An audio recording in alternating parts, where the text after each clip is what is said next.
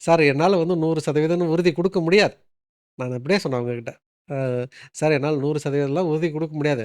நான் முயற்சி பண்றேன். அது பார்த்துட்டு ஒரு 10 நாள் ஃபர்ஸ்ட்டு இருங்க. அதில முடியும் அப்டின்னாக்கா, நம்ப தொடர்ந்து நம்ப எடுக்கலாம். அப்டின்றத நான் சொன்னேன். சரி ஓகே அப்டின்னு சொல்லிட்டு அவங்க வந்து தங்குனாங்க. தங்கிட்டு ஃபர்ஸ்ட் நாள் நான் ஒண்ணும் இல்ல அவங்களுக்கு வந்து ஏன்னா, அது வைரல்னால வந்தது. அதனால பாதிப்பு, இன்ஃப்ளமேஷன் இருக்கா அப்டின்றத பார்த்துட்டு, நிலவேம்பு கஷாயம் தான் குடுத்தேன். அவங்களுக்கு உள் மருந்துகள் சிலது குடுத்தேன். நெறைய மருந்துகள் வந்து நம்ம குடுக்குறோம் உள்ள.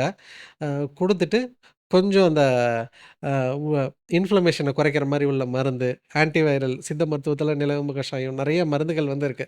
மலைவேம்பு மாத்திரை, அ ஏலாதி க ஏலாதி குளிகை இந்த மாரி வந்து நெறைய மருந்துகள் இருக்கு. வைரல வந்து அ க கிளியர் பண்றதுக்குன்னு கொஞ்சம் சில மருந்துகள் வந்து நம்ம குடுப்போம். அதுக்கப்புறம் அந்த மூளையில இன்ஃப்ளமேஷன் இருந்தது. வீக்கம் இருந்தது. அந்த வீக்கத்த வந்து கம்மி பண்ற மாரி பூண்டு ரசாயனம் அப்படின்றது எல்லாமே வந்து சித்த மருத்துவத்தில வந்து பயன்படுத்துவோம். ஏன்னா பூண்டு மூளையில இருக்கிற மூளை மற்றும் லிவர்ல இருக்கிற வீக்கத்த வந்து கம்மி பண்றதுல முக்கியமான வேலை செய்யும். ஏன்னா, அந்த ரத்தத்த நீர்மமா வச்சுக்கிறது இது பண்ணும். இன்ஃப்ளமேஷன் ஆன்டி இன்ஃப்ளமேட்டரி ஃபங்ஷன் வந்து அதில இருக்கும். அதுக்கு முக்கியமான காரணம் அதில வந்து அலிசின்றது வந்து ஒரு காம்பவுண்ட். ஸோ, நான் மலைப்பூண்ட வச்சு நான் ஒரு ஒரு லேகியம் இருக்கு. அது வந்து நம்ப குடுப்போம். ப்ளஸ் வந்து ஆன்டி வைரல் இந்த இந்த மாரி உள்ளது கொஞ்சம் நம்ம குடுப்போம்.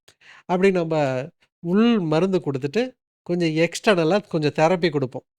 கொஞ்சம் நல்லா அந்த வர்ம மசாஜ் கொஞ்சம் மசில்லாம் தொட்டு பார்ப்போம். தொட்டு பார்த்து, அந்த ஸ்பேசம் வந்து நல்லா இருந்தது.